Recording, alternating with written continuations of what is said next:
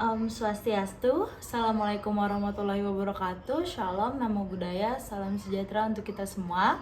Perkenalkan, aku Sekaria Raksa dari Program Studi Hubungan Internasional dengan NIM 19125210006.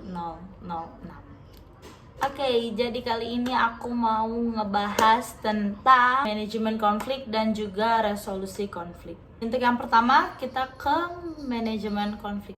Michael J. Butler dalam bukunya yang berjudul International Conflict Management menjelaskan bahwa conflict management is best understood as any effort to control or contain an ongoing conflict between politically motivated actors operating at the state or sub-state level, typically through the involvement of a third party.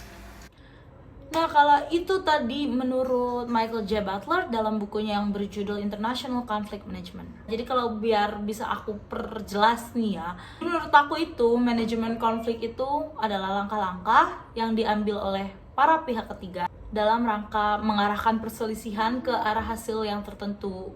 Jadi mereka tuh bisa menghasilkan suatu penyelesaian konflik gitu loh. Nah, cara ini tuh bisa menghasilkan ketenangan, hal yang positif, mencapai suatu mufakat, atau bisa jadi menjadi agresif gitu. Oke, yang berikutnya ada resolusi konflik. Itu evaluasi. Proklamasi. Itu proklamasi. Revolusi Iran juga dikenal dengan nama revolusi. Itu revolusi. Ini kita ngebahas resolusi loh. Resolusi konflik. Udah deh, gini deh. Biar lebih jelas resolusi konflik itu apa ya. Michael Gray dalam bukunya yang berjudul International Conflict Management menjelaskan bahwa conflict resolution, however, goes slightly further with a greater focus on positive peace as well. Jadi itu adalah resolusi konflik menurut Michael Gray dalam bukunya yang berjudul International Conflict Management. Jadi bukan proklamasi, bukan revolusi, bukan ini resolusi konflik.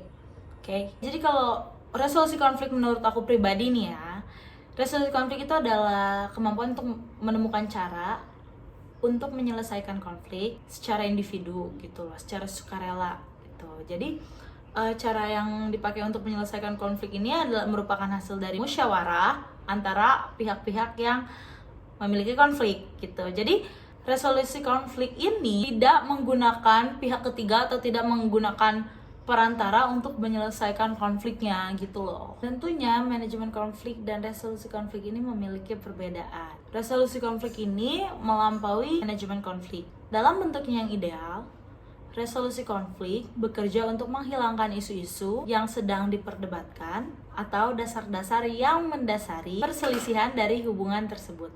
Tetapi tentunya manajemen konflik dan resolusi konflik ini memiliki keterkaitan.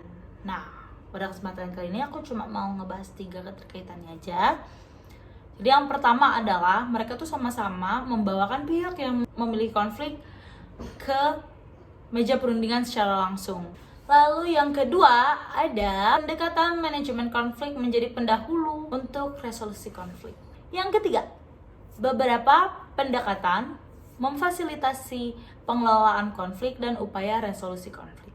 Jadi mereka nih sering banget gitu loh mencoba membawa pihak yang berselisih ke meja perundingan, di mana manajemen dan penyelesaian dapat terjadi di sana.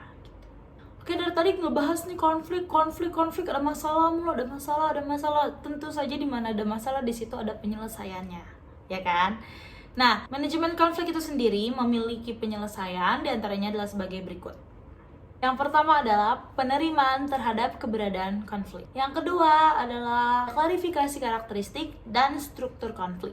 Lalu yang ketiga ada evaluasi konflik. Yang keempat ada penentuan aksi yang dipersyaratkan untuk mengelola konflik. Yang terakhir ada menentukan peran perencana sebagai partisipan atau pihak ketiga dalam mengelola konflik. Oke, rasanya itu aja deh dari manajemen konflik dan resolusi konflik yang bisa aku jelasin. Semoga dapat dipahami. Tutup dengan Parama Santi. Om Santi Om. Wassalamualaikum warahmatullahi wabarakatuh. Shalom, namo buddhaya, salam sejahtera untuk kita semua. Selamat berakhir pekan dan selamat istirahat.